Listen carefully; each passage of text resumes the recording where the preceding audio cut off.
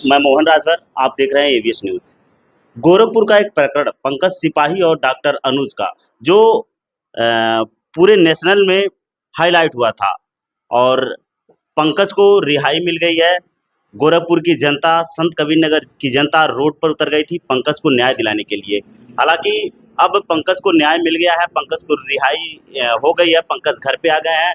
पंकज के पास हम बैठे हुए हैं, पूरा प्रकरण जानते हैं, क्या हुआ था, किस तरीके से हुआ था। पंकज जी, क्या मामला था, कैसे हुआ ये विवाद?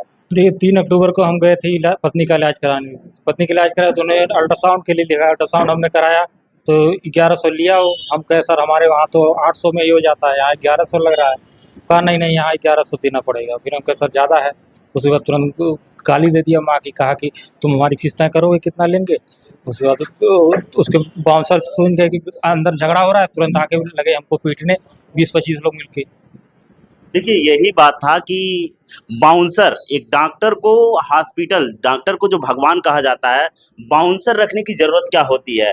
अगर बताया जाता है कि कुछ दिन पहले राम सुरेश चौरसिया जो जिला पंचायत सदस्य थे, उन्होंने बताया कि जो अधिकार होता है, अधिकार कोई भी आदमी, कोई भी व्यक्ति अपना अधिकार पूछ सकता है। किसी भी सामान पे जो प्रोडक्ट उस पे दाम लिखा रहता है तो उससे वो जो निर्धारित दाम रहता है उसे कम करा सकता है। तो पंकज का सिर्फ इतना सवाल था कि हमारे खलीलाबाद में मात्र 800 रुपये अल्ट्रासाउंड का है और आपके यहाँ 1100 क्यों। उसी पे डॉक्टर, वहाँ के डॉक्टर अनुज सरकारी जलजला गए और अपने बाउंसरों से पिटवा दिया। पंकज जी, उसके बाद क्या हुआ था? फिर वहाँ मेरी फाइल 2 साल के जो इलाज हुआ था उसके सारे डॉक्यूमेंट थे, उसमें क्या क्या दवा चली थी, क्या जांच हुआ था, और आधार कार्ड पैन कार्ड वहाँ पे मेरा छूट गया था। फिर उसको लेने के लिए मैं गया घर से। फिर मुझे डर लग रहा था कि फिर पिटाई कर सकते हैं, तो मैंने 112 को फ़ोन किया कि भैया दिलवा दीजिए मेरा। 112 गई मेरे साथ और देखते ही हमको जैसे पहचानी तो उसके साथ उन दोनों की भी पिटाई करने लगे और मेरी तो हो ही रही थी।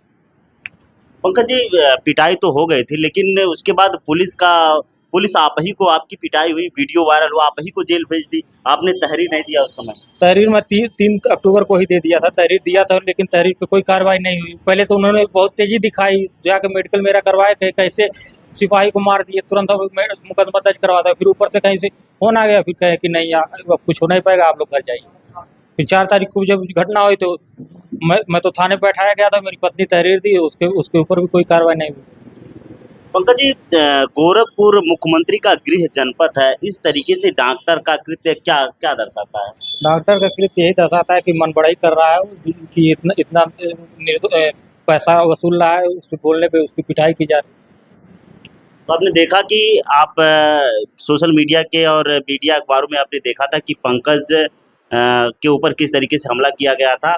हालांकि इस मामले पर गोरखपुर की जनता, वहाँ के वकील, वहाँ के कई राजनीतिक पार्टियां पंकज के समर्थन में थी और पंकज को रिहाई मिल गई है। हालांकि संत कबीरनगर जिले से वार्ड नंबर 18 के जिला पंचायत सदस्य राम सुरेश चौरसिया जी भी हमारे साथ जुड़े हुए हैं।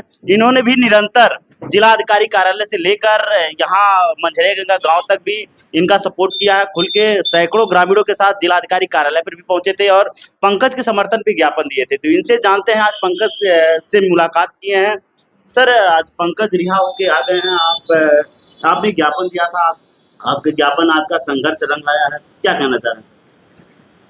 अब संघर्ष और ज्ञापन देना तो एक जनप्रतिनिधि का, जहाँ भी अन्याय अत्याचार हो, एक सच्चे जो समाज सेवी हैं वो तो हमेशा कुछ न कुछ हमेशा करते रहते हैं, संघर्ष करते रहते हैं। पंकज भाई से मिल करके उनको हमने देखा, समझा, बहुत अच्छा लगा कि आज उनको निश्चित तरीके से एक जुर्म ज्यादती के खिलाफ जो जनता ने, जो गोरखपुर की जनता ने, वहाँ के एमएलसी बहादुर एमएलसी देवेंद्र प्रताप सिंह ने और अधिवक्ताओं ने जो संघर्ष किया, आप लोगों ने जो गोरखपुर की मीडिया, हमारे ज़िले की मीडिया ने साथ दिया, उसका नतीजा रहा। और इनके ऊपर जो फर्जी केस लगाया गया, क्योंकि जिस धारा में इनको एफआईआर, इनके ऊपर एफआईआर दर्ज किया गया था, जेल भेजा गया था, उस धारा में इतना जल्दी बेल मिलता नहीं है, किसी भी हालत में उनको बेल नहीं मिलना चाहिए था।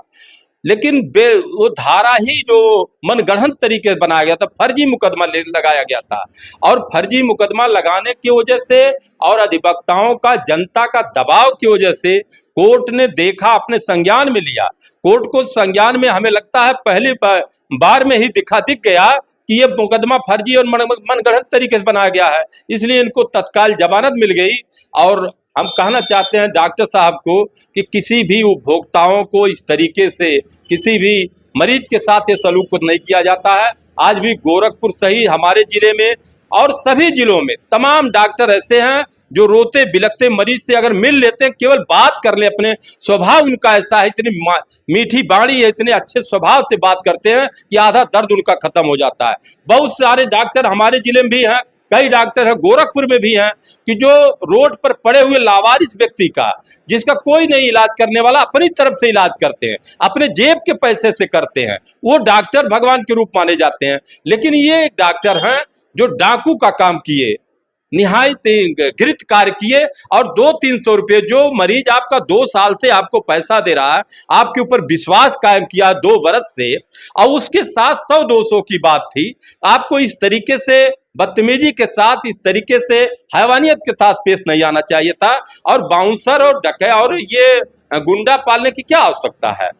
आज आम जनता में आदमी घूम रहा है, डॉक्टर तो वैसे पूजनीय है, डॉक्टर को कौन नहीं पूछता है? MP हो, विधायक हो, थाने हो, पुलिस हो, प्रशासन हो, हर व्यक्ति डॉक्टर को पूछता है, सम्मान देता है। राम सुरेश जी, मुख्यमंत्री जी का गृह जनपद गोरखपुर है और उन्हीं के पार्टी के MLC द्वारा उन्हीं के गृह जनपद में धरना देना पड़ गया अपनी सरकार के खिलाफ, जान लीजिए, क्योंकि वहाँ वो डॉक्टर है, उनकी भी सुनवाई लगभग 1 हफ्ते बाद हुई। तो क्या मानते हैं कि भारतीय जनता पार्टी की सरकार है, उसके बाद भी सुनवाई सही से नहीं हो पा रही? भारतीय जनता पार्टी में तो सुनवाई क्या, वहाँ आपको न्याय कहाँ उम्मीद दिखी?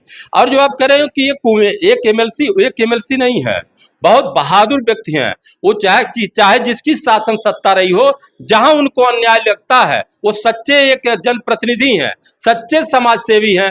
वो कभी भी सत्ता के लोलुपता में काम नहीं किए MLC साहब। और एक सच्चे जनप्रतिनिधि की यही होना चाहिए कि वो सत्ता और पार्टी को न देखे कब आदेश मिलेगा, जहां उसको लगता है कि जनहित में ये मामला जरूरी है, अन्याय हो रहा, अत्याचार हो रहा, शोषण हो रहा है, अन्याय अत्याचार शोषण के खिलाफ होना ही एक जनप्रतिनिधि का कर्तव्य है, वही उन्होंने किया, यही होना चाहिए। सुरेश जी, लेकिन अभी भी डॉक्टर अनुज सरकार के खिलाफ मुकदमा दर्ज नहीं किया गया, क्या कहना चाहते हैं? अभी दर्ज नहीं हुआ, दर्ज होगा, उनको जेल जाना पड़ेगा, जेल जाने से बच नहीं सकते हैं क्योंकि उनका ऐसा कृत्य है, उन्हें कोई नहीं बचा सकता है। यहाँ तक कि मुख्यमंत्री जी के शरण में कब तक रहेंगे वो, कब तक अपने रसूख का प्रयोग करेंगे? न्याय तो मिलना ही मिलना है, देरी हो जाएगी लेकिन न्याय मिलेगा, अवश्य मिलेगा। तो आपने देखा कि वार्ड नंबर 18 के जिला पंचायत सदस्य थे जो पंकज सिपाही के घर आए थे और पंकज से मुलाकात किए हैं, और रामसूरेश चौरसिया ने कहा है कि अगर पंकज के साथ अन्याय हुआ है, पंकज के साथ जनता खड़ी थी। हालांकि डॉक्टर अनुज सरकारी के खिलाफ मुकदमा दर्ज किया जाएगा, कराया जाएगा, अगर नहीं दर्ज होगा तो एक बृहद आंदोलन होगा। ABS न्यूज़ मोहन राज, बसंत कबीर नगर।